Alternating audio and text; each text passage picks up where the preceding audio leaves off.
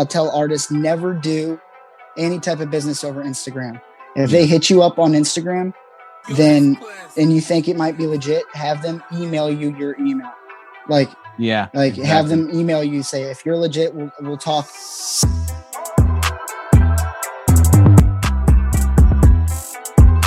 What's up, guys? I'm Classy Beats, the community leader here at Rapchat. Thanks for checking out the Rapchat podcast. I'm proud to announce our special guest today, Systovis, aka Stovey the Kid. What's up, man? What is up? Pleasure to be here. Appreciate you coming on, man. I'm happy to have you. We're going to go ahead and get down to it. Ask you a couple questions just about your journey as an artist, your experience on Rapchat, off of Rapchat. By the way, which we'll get to in a second, but congratulations on hitting 100,000 on Rapchat. That's awesome, man. Thank you. It is awesome, for real. Long time coming for sure, but definitely deserved. Yes, definitely.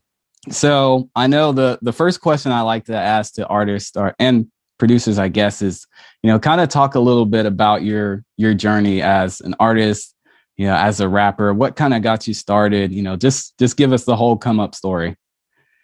Yeah, sure. So I guess when I was younger, that's where like the music realm kind of started. That's when the passion started. I was a drummer. I played the drums, and awesome. Mom attempted to get me to play piano, but sports took over piano. I just wasn't feeling it. So I went to sports and lost focus piano, but I was a drummer. I'm a huge percussionist. So that's where that started. And I knew I could sing. My mom, she was real big into music. She was a drum major in high school and everything. So I kind of like inherited that gene from her, the music gene. That's dope, man. I didn't know that. Yeah. So that's like, I knew like I was musically like gifted in a sense. Even just from like playing the drums and, singing here and there and being able to carry a tune. And then from there, that transformed into, me just like as a younger kid, I would try, like write my own songs, and I would just, I would get like my cape or whatever with my fake guitar. And I would act like a rock star. That's awesome. And, I never back then, I mean, that the thought in my head was, I could be a rock star, but it wasn't like I could be, famous or try out music now that it is. And it's just like, man, like now that I'm doing it. So it's just like, it all started when I was like younger, just had that in the back of my head that, I could maybe do it. And that was my passion. And then in high school, that's when I like really started trying rapping. I like started freestyling at parties and, I would go to parties and, me and one of my buddies, we like used to spit back and forth and, then we'd get like a circle around us and other people would jump in. And that was actually pretty fun. So then that's like where like my rap career kind of started developing was, like around 17, 18. And then I just kind of stopped it. I dropped it off and didn't really pursue it anymore after that. And then, about a year ago, actually last June, that's when I like discovered, Rapchat. And after, I started Rapchat because, another buddy of mine said, dude, you should just get on there and like try it out and freestyle. So I was like, okay. Yeah. And during that same time, I also ran into another buddy who made beats, and like we would hang out like every weekend too. Yeah. So this guy would brought over his MIDI board. He had Ableton. He had the whole 9 yards. And as soon as I saw him have that stuff, I was hooked. Like I grabbed that MIDI board and I just started, being a former drummer, I just started going to town. Oh yeah. And I was doing like these different drum patterns that he's never even like thought about. Like every time I would do something, he's like, hold on. And you're like clicking, like record it. He's like, I got to save that for later because I'm not going to remember that. And so like, after that, he's like, dude, you should really like do this. Like, you can pick up on this well. So after he said that, I went and I bought my own MIDI board, my Ableton, built my PC, and it all started with making beats. And then once I started making my own beats and like, they weren't great. They weren't the best, but they were still like, they were beats able for me to like spit over. Yeah. And ever since that happened, man, like I was like, man, I think I can rap over these. And when I started off rapping, I was terrible. Like, I mean, we were all bad when we started. don't feel bad. Like I was, the words I would rhyme with each other, and like the content with like within the raps, they weren't even making sense. Yeah. And so it was just like, looking back at it now, I just, how much I've, grown since just a year is insane. But that's like, it all started like as a kid, the music, and then as rapping just about a year ago. And since then, I ran into these guys called Dilly Blood Beats, and those two of my producers. And from there, last June, I met them on SoundCloud, and they said that they wanted to work with me because they could see potential in me. And what I didn't know is that at the same time me and Dilly Blood Beats started off at the same exact time. They started making beats, and I started rapping at the same time. And so we've grown together for about a year now. And in about a year, me and those two guys, my producers, we've made over 100 songs together. That's crazy, man. That's the way to do it, though. It's crazy how like they're pretty much like my brothers in a sense. Like we're like super close. Like we talk every day. It's inseparable almost. It's like a bond. For sure. Yeah, and that's cool to see too, because I know a lot of the guys I started producing with and artists as well. We're all doing really well, and it's cool to watch how everybody grows and working together at the same time too. Oh yeah. That collaborative piece of it. Everybody. That's exactly like what I've been feeling lately with BWE. Like it's honestly, it's mind blowing how much talent is like, on the app itself alone, and not just only BWE, but then like in BWE, it's just like, man, it's like we push each other. Like we push each other, and like we learn from each other. And I've seen so many artists like grow, not only myself, but just like my homies like in there that are just, surprising me and pushing my pen when I write, and, pushing my creativity with changing up the flows and rhyme schemes, harmonizations and melodies. It's a beautiful thing for real. Like, it's like music is just alive on the app, bro. Like it is like, it's crazy. It's amazing for real. Yeah. We'll talk about that experience a little bit. I know, BWE, CGE, Clout Gang, there's a lot of big groups on the app that, users and artists would want to be a part of. Kind of talk about your journey there for, where you started at on Rapchat, and just as an artist in general, to, how you being in BWE, having, 100,000 followers. That's crazy in a year, especially. Yeah. Oh yeah. So like, it all started mainly, I was like a lone wolf. Like I was like solo for the longest time. I had like a lot of groups asked me to be part of the groups, and I respectfully denied it because I was like, man, it just, I don't need them. I got this. At the time, like on the outside looking at things, like it seemed like, getting into a group, it was just like it would start beef. And like back then, like I wasn't about it. I was just like trying to focus on myself. So I respectfully rejected a lot of like groups offers. But then the first group that I actually did join was Wordplay with Architecture. Oh yeah, okay. Yeah, so I was Wordplay in the very beginning. It was me, him, and A Watts and Nippleface and a couple others at the time. Yeah. And then it wasn't, I guess it wasn't just working out for me. And so I just hit up Art. I was like, hey man, I think I'm going to part ways. And like, that's when I thought I was just going to be solo for the remainder of it. Yeah. And then Official created Fishow Gang. And then when Official created that gang, then I joined it. And then I was rocking with that gang for like a few months. Yeah. And then went back to BWE. And when O went back to BWE, that's when, Dima asked if like the people in O's gang could come with it. And so that we all went, and that's how I got onto BWE. And that's crazy. Shit, I'm glad I did. Yeah. Because like for real, like not only just because of the musical like talent and the ability to collaborate with all those artists, but just it's a family. It really is.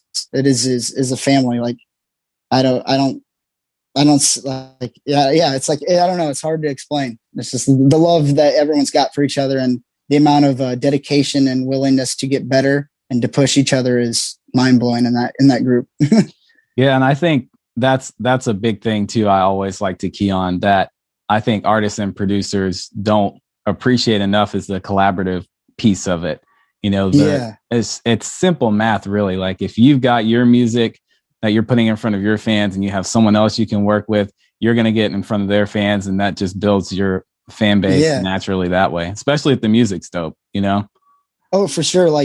That's my biggest thing that I've been trying to do here lately is network to my highest ability. And that's why it's like some people are like, man, how is this Systovis guy getting features all the time? Or why is he why is he on like all these songs in the live? And it's like, it's because I'm networking, man. Exactly. I'm networking with every single artist that is dope that I can possibly do, because I want to give them a chance to get heard through my music. And I want like to get heard through their music too. So I can touch their fans. So it's just like, if you're not networking and you're only making music for yourself, and, you know, you're just wanting to be a solo artist, that's fine, but you're not going to do as well as someone that's networking, for sure. Yeah. And I mean, you think of some of the bigger groups like Young Money, Cash Money, right? Think of how Drake started. Like you would listen to the radio and you're like, Drake is on everybody's song. I'm so sick of hearing who is this guy on the hook? Like I got to figure out who this guy on everybody's hook is. And then, you know, I think that's the greatest example, but there's still a lot of artists who have done really well that you can look at were collaborating and networking, like you said. So, I think the worst deal in the hip hop industry history was probably Tyga's deal. Yeah, Tyga was YMCMB, and he signed for dirt cheap. Yep. Like nothing, and then and now he's huge. I mean, obviously by himself, but like that was probably the worst deal. I can remember. That's a good segue into the next part of our conversation too. What are some struggles, some lesson learns that you had, you know, as you were coming up, going through Rapchat, and, you know, even outside of Rapchat, just as an artist, you know, what are some of the biggest things you've learned and dealt with? I think the hardest struggle for me, honestly, still is getting acceptance from like my hometown and my family and close friends of being an artist. Yeah, that's a good one. It's like, it's not a lot of people like look at it like, you know, a lot of people would look at it as say, you know, don't care about them, just do you. And it's like everyone wants to have that mindset. But whenever you were raised in like a small town and everyone knows everybody, and you know that you're a dope artist, like you know your shit's hot, and like you share it, and no one gives you feedback and no one likes it. It's just like, man, it's like mentally like hurting sometimes. And so I think that is and also my family, like you know, you always kind of have like the mom and dad and the siblings that are like, yeah, good music, but it's like they're not like 100% there, because they're like, the back of their head, they're like, you're probably not going to make it, you know, like that. Yeah. And it's just like, it's like, damn, you know, like that's probably the hardest struggle. Just trying to get them to realize, try to convince them that, hey, like I'm doing this thing, like I'm ready. I'm as good as I'm ready for the industry. I'm confident in myself. And other than that, I'd probably have to say gaining the reach, obviously, getting heard. Like that is the hardest or the biggest pain, like trying to get that reach, because like as an independent artist, because like the music labels, when they offer you a deal, essentially that is like your ticket into the industry, right? So it's like you can't make it into the industry unless you have like some type of channel or, you know, gateway to the industry, which like a music label would offer. And I guess an indie artist would get there by an editorial playlist on Spotify. That would be a big way. Yeah. Or just working their butt off trying to get on, you know, the smaller playlists by private curators. Other than that, because like, unfortunately, what people don't realize is that talent and passion aren't going to get you famous. You have to have money or know the right people. I'm a prime example. Like, I mean, I think, you my grind is crazy good. And I think my skill level is there. Mm-hmm. And it's just like, I've been at it a year already, and I haven't had like one record label offer. So it's just like, it's mind blowing. And I know, like, I say it a lot that record labels would be kicking themselves right now, me saying this, that they're letting me just be a free agent for someone to come swoop up, because I know that I could make a record label millions of dollars. Right. I could. Right. Like, I'm that confident in my music. Like, it's just, I don't know. It is just mind boggling sometimes. And it's like, what am I doing wrong? Or like, what am I doing or not doing? Mm-hmm. Like, what am I not doing? And because there's so many different things that go into a record label wanting you as part of their label. It goes into where you're from, your setting. Do you have a website? Do you have merch? What your type of genre is? Are you networking? Yeah. Are music blogs writing about you? Do people even vibe with you? Do people what, even your physical appearance? Just everything just goes into what your music, like if a music label wants you or not. And not a lot of people know that. And it's just like, I wish I knew all the answers because I'd be doing it. But like I said, I've just touched on a lot of them there. It's just, I'm trying every day, trying to like lock down the right thing to do. Yeah. And I mean, you're doing great because, again, like I said, just in the last year, your Spotify's doing crazy.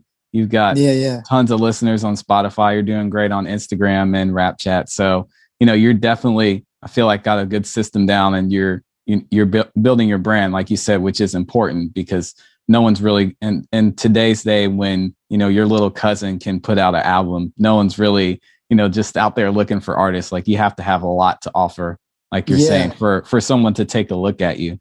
And I feel like that's a lot of us, producers and artists alike, especially when we're starting out. So what are some things that help you keep going, along with your family, not being fully on board, which I feel like that's most of us for sure. Oh yeah. From just, at first probably not seeing the numbers that you're seeing now. What keeps you motivated?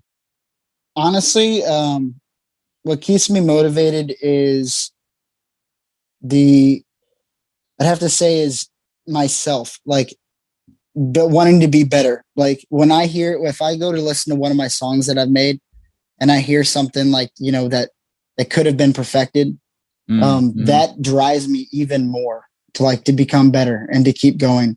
Because, how they say, like, whenever you're not excited or you don't get nervous anymore, like in front of like a live performance, then you're like, you need to quit. Yeah. Like, it's kind of like that. Like, if I don't hear something that I wanted to fix, then I know that, okay, obviously, I need to like either take a break or something, because I think there's always, even the mainstream artists today, there's always room for improvement. Always. Yeah. It's because even like, and I say that and people would be like, no way. Like, how would you say that about Justin Bieber or about Drake or Eminem? And I'd say that because Drake, could clearly get better with his versatility. Yeah. I think Eminem, he's got that locked down, but Eminem, I think, I'm not even going to speak on the GOAT.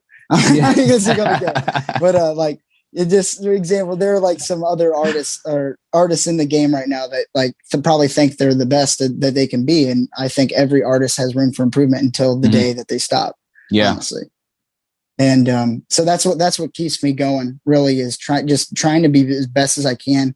And also creativity is what keeps me going, is how can I be different? Yeah. How can I stand out? Like, I love being different. I love like seeing people like raise their eyebrow or like being like, oh my, what was that? Like that, like, did he just rap that fast over a trap beat that Juice WRLD would like sing over? And it's like, yeah, like, I love being that different. Like when they say like Stovey's got his own lane, like, I love that. Like, I hate being classified and like, labeled as something. Like, honestly, I don't know what you would call my music. Yeah.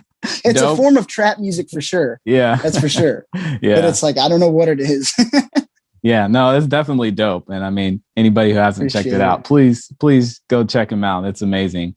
But I think you make a good point though, that self-motivation is a huge part of it, especially in the creative space, because you really can't compare yourself to someone else, especially once you reach a certain point, and the direction you're trying to go. Obviously, it's good to have to know what a quality track sounds like, what beats are good. But at some point, you really just have to be self-motivated and just push yourself to make the best possible the best possible. Yeah, exactly. I totally agree. Yeah. And it's like, that's what I wanted to talk about too, is like, I have so many producers that message me that, I can't obviously get to all of them because, I'm busy making new music and making new content to promote myself. But a lot of these producers are like begging me to like hop on their beats, and a lot of times I do check them out, but it's that like, I respect their grind and their hustle, but I'm at a point now to where I've made so much music that I know what a good track needs to sound like. Yeah. And I know what a good beat, the quality of the beat sounds like from the get-go. And a lot of these producers, they'll be like, I'll give you a whole pack for free. And I play the first 3 and it's not there. Oh, it is just like, it's like, man, it's like, I don't know what to tell them, but it's just like when, I guess it's like, at what point do you tell the producers or even artists too? And whenever they approach producers, at what point do you distinguish, which level, the artist is and which level the producer is? Because, sometimes artists do think that they're at a level much higher than that producer and they won't even mess with their stuff. Mm-hmm. And I know from first experience that is the case a lot of times in my Instagram messages, that producers, think they're at the level and I'm just a little bit higher above them. Yeah. And that's, I think that brings up a good point too. So with those producers that you have coming into your DMs, right? Say it was a producer just starting out, or a producer, like myself, that's been doing it for a few years. What's some advice that you would give producers, overall, like for reaching out to artists, for sound, what if a producer had to ask you for advice on what they can do to make better music for artists, what would you say to them? I'd probably have to say first, make sure you sample your best work possible. And before you approach the artist, make sure that the exact vibe that artist puts out. Like for me, as an example, like I'm super versatile. Yeah. Like I'm super versatile. So if I would tell a producer what they need to do before approaching me, I would say, make sure your beats are all over the place in terms of style. Right. Make sure that, they're hard. They got to be like, they can be hard, but they can be sad. They can be happy. They can be, energetic vibes type of feeling, but they all got to have that hard hitting, 808, that kick, some type of atmospheric like sounds, because if you listen to Stovey music, that's what it is. Yeah. It's like that hard hitting 808, that kick, just atmospheric ambient, sounds with just fast rap flows and melodies. And it's just like, if that producer doesn't approach me with anything like that, then I'm just be like, yo, like it could be like a dope DaBaby beat, it could be like a dope DaBaby beat. And I wouldn't even probably blink like bat an eye at it. I'd be like, no, it's been a nice try. Like, good job. The quality's there, but I ain't going to get on it. Oh, that's rough. Yeah. But I mean, if that's not what you want, that's not what you're going for. I mean, it is what it is. You just have to do better. And, do you feel like producers are approaching you in the right way, as far as like, are they just reaching out and say, hey, here's a beat pack, check it out?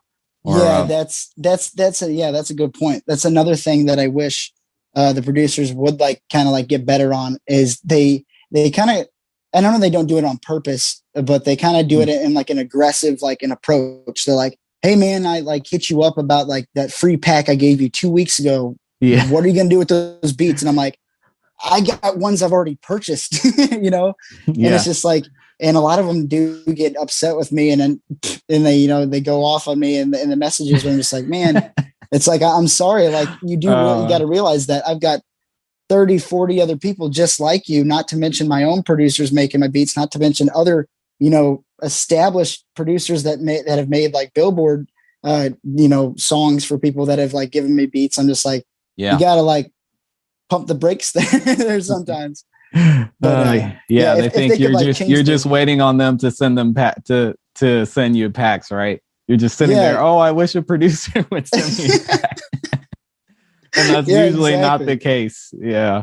Especially Right. with a dope artist and someone that's doing well. Like they're usually producers can pick that up pretty quick. So your inbox is going to be No, flooded.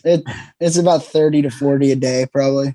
Oh man. Yeah. Not only producers, but the amount of spam, man, like the hackers and the yeah. people, the scammers are just, I can't stand them. Like and not only like do I not stand them because of like, I was young starting out artists that fell for a few of them, you know? Mm-hmm. And it's just Good like, point.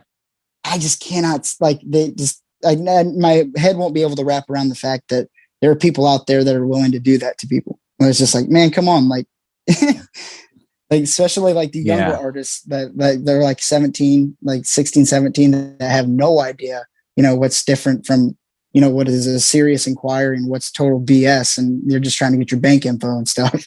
Yeah. So And it's just like, it's a shame because you see a lot of even bigger artists and producers, taking advantage of, artists too for an opportunity when, at the end, it may just be a total and complete scam, which is a shame, unfortunately. But, I think it's definitely up to us to kind of educate artists and producers on what's going on with the community. And, that's one of the big things I hope to accomplish too, because it's, like you said, it's so easy to think, oh man, I just got hit up by, such and such record label. I got an email last week from alamorecords@gmail.com. It's like, hey, just send me $200 and I'll get you in front of this artist. And I'm like, that's a good point. $200 is the number one offer amount that they always use. Yeah. Always look out if they use $200, it's a scam. And like, I'll tell artists, never do any type of business over Instagram. If they hit you up on Instagram, then, and you think it might be legit, have them email you your email. Like, exactly. Have them email you, say, if you're legit, we'll talk later on my email. And I want to see like your business card or some type of credibility that shows me you are who you are. Yeah. And you usually shouldn't have to pay. If someone's reaching out to you for an opportunity, like you're not going to have to give them money. And secondly, they're not going to be, emailing you from a Gmail account. They'll have, Bob at xyrecords.com. It won't be from Gmail, but it's sad, like you said, because if that email was sent to another producer or say another artist, they might drop that $200 and never see it again. So that's a very good point. I don't think we talk about that enough. And I think that's something we need to create more awareness about because it's rampant. And I mean, I'm sure you see it all the time. There needs to be like a workshop or a class that that tells people spam. Yeah, exactly. Because it's, I mean, I've gotten a Starboy Entertainment. Wow. From that artist is it Starboy over in Nigeria? Yeah. I think. Yeah. I got a WizKid. Yeah. And I got him and I got Gunna come to Gunna's music video. I've gotten probably 20 or 30 different fake ones, just spamming both my inbox and my Instagram and on my email. And like you said, I know immediately when it's fake because it's like at Gmail or at Hotmail. I'm like, no, it's like, it's going to be at Universal Records or at, Interscope Records. Right. Exactly. Yeah. And hopefully, there's going to be a better way and they start cracking down on these scammers. But, unfortunately, I think at the end of the day, we're just going to have to make people aware of what's going on and, how to stay away from it. Yeah, for real. But that brings up another question I wanted to ask you too. So when you're looking for beats, where do you look? How do you search for them? What are some things you look for? Kind of give some advice to the producers out there, what they can do to help you guys find beats. Yeah. So I think I mentioned it in the Discord about a month ago, maybe a month and a half ago. When I want a beat, like I said earlier, my vibe is like, it's hard, it's dark, ambient, atmospheric, usually around like I'd say 140 BPM area. So it's just like, whenever I have that vibe set in mind, I go into YouTube usually, or BeatStars. No matter, like, it depends on like whether I'm feeling like what I'm feeling, like easy find on YouTube, or like I do some real digging in BeatStars. But like I type in like not just only like type beats, like I type in the adjectives and the words that like help describe the beat without listening to it. So awesome. I type in dark, heavy, hard, ambient, atmospheric, and then I might throw in like a 140 or like a little baby. And then I do it there. And then I find my vibe. And so that's how I find, like, a lot of people are just like, where do you find these beats? And I'm just like, I researched a lot of beats. Yeah. I love finding the ones with the crazy synth and that hard kick. I'm just like, like, this is the one. That's the one. Yeah. And I think I'm glad you said that, because I think that's something that we take for granted. And I know I even do as well when, titling or just optimizing, beats for SEO, is not taking advantage of some of those adjectives you're talking about, like dark, melodic, sad, emotional. And the more I talk to artists, and I've worked with so many, the more I hear that is they just search by mood, which is it's a cool thing, but I think that's something producers could definitely take advantage of. Oh yeah, for sure, definitely. So for artists, going back a little bit, if there's an artist starting out today, what's some advice that you would give to an artist that's coming up? I'd probably say you got to drop as much music as possible. That's a big one. Yeah. But without, like, you got to drop as much music as possible without trying to make every single song that you drop perfect. Like, I like, trust me, I understand, like, everyone wants their stuff to sound the best, right? Yeah. Like, but it's just like, when you put yourself back in your shoes and take a couple steps back, and you look at your resources and what you have, your outlets, and what you're capable of doing, then you have to ask yourself, with everything that I have, can I seriously make a song as good as quality and talent as what you hear on the radio? And so whenever you like list all your materials and your equipment, and then you obviously look at yourself and be like, man, am I that good? And then if you can honestly say, yeah, I can do it, then okay. But 9 times out of 10, the artist is going to say, well, no, I don't have, a rap booth, or I don't have a pop filter, or I don't have the Audio Technica best mic. All in the the world. Excuses. Yeah. Yeah. So it's just like, whenever you can't say that and you're not confident, then that's when you just need to stop worrying about perfecting a song, and you need to just get in there, make it, throw it out there, so then you can learn from feedback from the audience.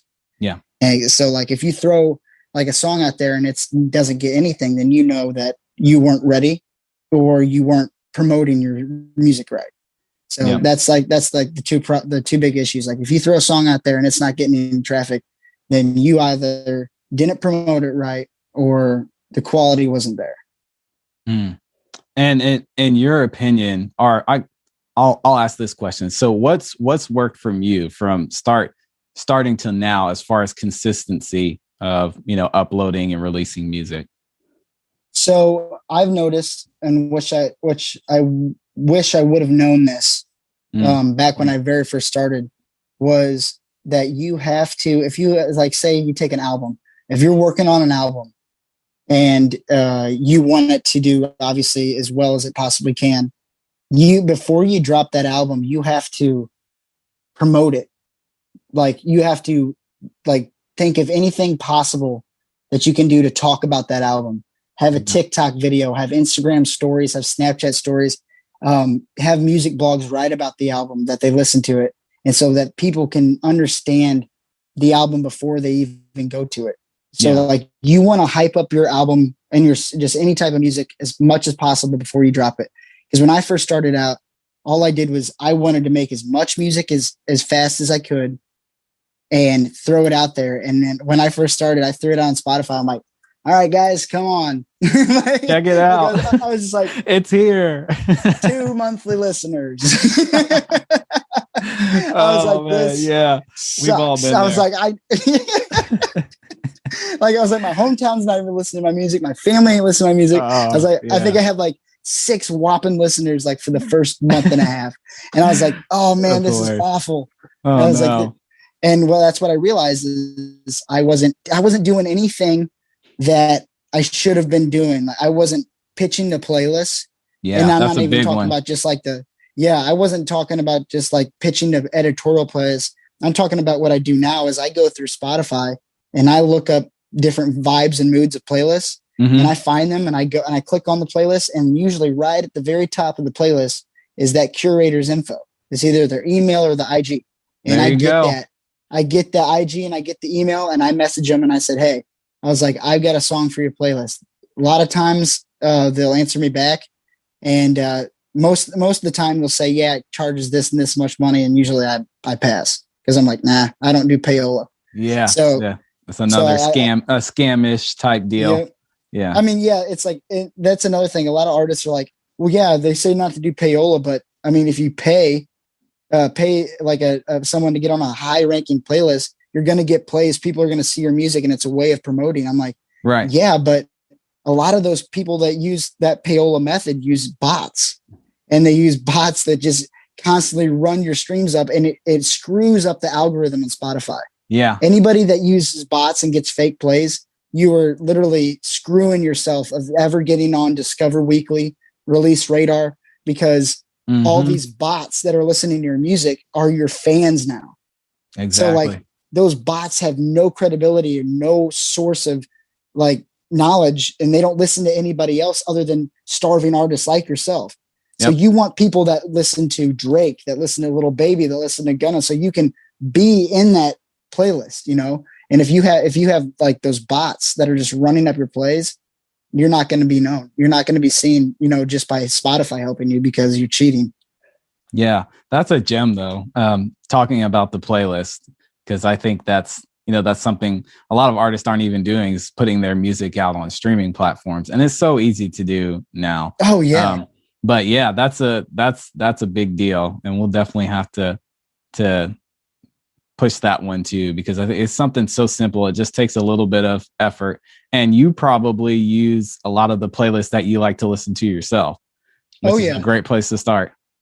Yep. I think just recently, the other night, I was looking at my older albums, and I noticed that after you got to the bottom of 2 of my albums, I had on my Spotify, You Might Also Like, and that's huge. That means like you're in this, like you're doing, you're in the Spotify algorithmic playlist. And I had like Northern Bars. That's a big one. That's like a lot of underground rap. And that one, it's got like some of my favorite artists in it.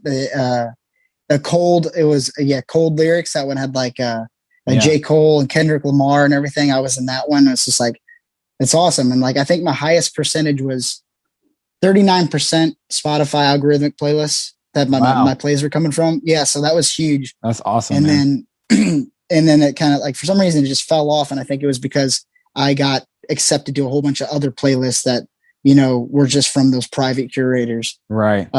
Cause like, I'll drop some, like I'll share some resources for artists that want to put their music out on those platforms. If you, whatever they use, CD Baby, DistroKid, TuneCore, anything like that, whatever they use, when they use it, they can also use these like different private organizations like Soundplate, dailyplaylist.com. What is the other one? I think it's Playlist, Submit Hub. And like all those are different private organizations that you can upload your music for free. All you have to do is, in a sense, in repayment, like it's for free to upload your music, but like in repayment, you have to follow that playlist, follow the owner of the playlist. And that is actually what I'm doing as well. I'm a curator of my own playlist called Trap Bangers. That's awesome. And so now that I'm like curating for my own playlist, I have all my top 5 songs up in that playlist. So whenever any other starving artist out there wants to put their music or submit their music to my playlist, they have to follow me and like my top 5 songs. There you go. Yeah. That's how you use like, you know, the system pretty much. I love it. Yeah, and it's cool to see because I've been following you for a while and I've seen your numbers, grow up. Because now I think you have a song that's got like 23,000 plus plays on it. Still holding on has about, I think, 28,000 now. Yeah, that's crazy, man. So yeah, I mean, here I am like wanting more. Yeah, well, of course. Yeah, that's always the goal. I mean, even if it were 1 million, it's like, but 2 million would be awesome. Oh yeah. Like that's the main goal, is getting that million, like overall 1 million streams, because that's a guaranteed $4,000 from Spotify. And it's just like, crazy. I want that so bad. I mean, I know, like you think 1 million streams is $4,000. Imagine Gucci Mane or Post Malone or Bieber, who got damn near a trillion streams on their songs. Like they're set for life off of 1 month of Spotify. Yeah, it's unreal. And here I am complaining because I'm like, Spotify only pays me $2.62 for 2,000 Spotify premium streams. Yeah, we're not gonna go into that part of it, but we got to talk to Spotify about some of that. No, it's for real. Like, and I wish Deezer, Deezer and what's the other one? Is a real big one. Why can't I think of it? DistroKid. It's not DistroKid. It's a platform that's huge that pays artists 5 times the amount of Spotify does, and I can't remember what it is, but it's not pretty big. Loom, is it? Is that the one? No, it's not Loom. Darn it. I'm going to think of it when it's over, and I'm going to get so upset. Nah, that's all good. I mean, but it's definitely something to research, give the folks some homework, something to go check out. But anyway, what's next for you? What have you got planned for the rest of this year and, just the rest of your artist journey? I think, I have my album right now in the works called Armageddon. Awesome. And, it's like I named it that name because of like the good and evil forces in a sense of my mind.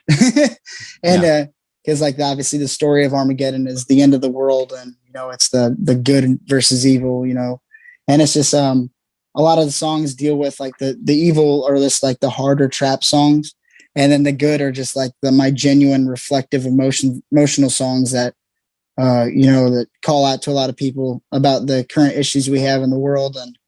And the harder trap ones are just mainly have to do a lot with my passion for making music, and just a lot of just built up aggressive passion for the love of making music, for real.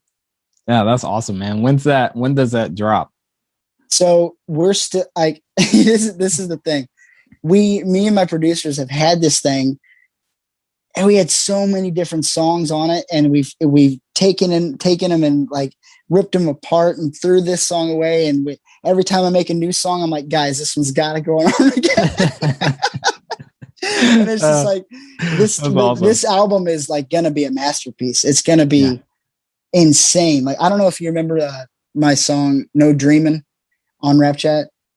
Yeah. The people don't get it that I live it. Got that lick. Yeah. So that is now professionally made with so much badass effects, and just like it sounds, just professional. And I think that song that's going to be a chart runner for real. That's what I'm talking about. I can't wait to release it. Like, I can't wait to release the whole album, because it's got a lot, like tons of songs that Rapchat has already heard, but Rapchat hasn't heard it, professionally mixed and mastered. Yeah. And also I re-recorded a lot of them too, with an actual mic in my booth and stuff, rather than just the phone. So it's like, it's going to be a whole different level of whenever they listen to them. So I'm excited for that. Yeah, that's awesome. So I guess that's a good chance for you to shout out your socials and everything too. Where can people follow you? Where can they find you? All that good stuff, so we can check out this album when it drops. Oh yeah, so I am on literally anything you can think of.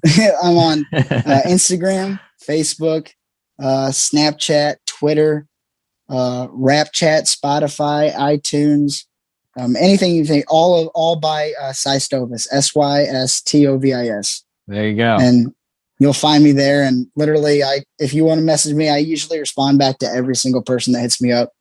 Unless they're an aggressive producer. Hey man, I sent you a beat back 2 hours ago. Why haven't you made a whole album?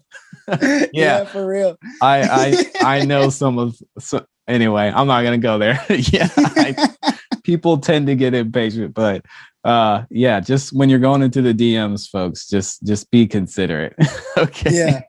For real. Well, that's awesome, man. So did you have any closing thoughts, anything you wanted to say to wrap it up? Let's see here. Yeah, I'd have to just say to anyone that's like wanting to become an artist, it's not impossible, for real. Yeah. It's I know, like I said earlier in the interview, that you have to have like everything that I said in order to be successful, and that is true. Like, unless you get lucky, and getting lucky like Post Malone did, like that's 1 in a million. Like he made that amazing song. Don't get me wrong.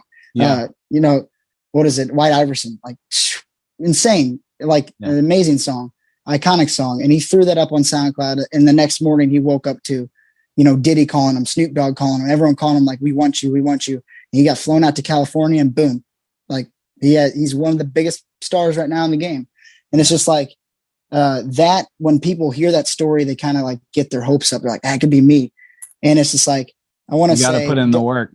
Yeah. Like that could happen, and that could be great for you. But, it's also, like I'm saying, it's not impossible, but you have to put in the work. You have to have the money, and you have to network. You have to have time.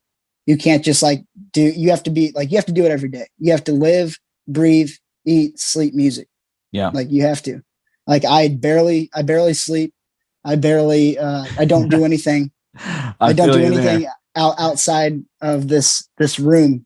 Yeah. You know, it's just like, I am 100% music for the last probably 4 or 5 months. That's you know, awesome, and it's just like, I've dedicated myself to that. And, you know, that's my mom and dad are like, get out of your room or something like that. And just like, well, I can't. Yeah. It's like, and, you know, they obviously like given me like a time limit, you know, to get like, you know, my priorities straight. And I mean, that's why I like worked my ass off and got scholarships and everything. And I went and got my master's. So, yeah, congratulations there too. That's awesome. Yeah, I appreciate that. I got that taken care of though. So in case this dream doesn't like pan out, which it's not going to, I'm gonna make it. Yeah, you got this, man. You're too dope of an artist not to. So keep it going. I appreciate that like so much, for real. Yeah, man. Yeah, awesome. Well, again, I appreciate you coming on. It's always good to talk to you. Appreciate you joining the live streams too. That's always fun. So keep it going, man. And, you know, I'm excited to see, you know, how everything goes up from here. Oh yeah. Same here, man. All right. Well, awesome. This has been a lot of fun. Appreciate you, man. I'll talk to you later. Appreciate you.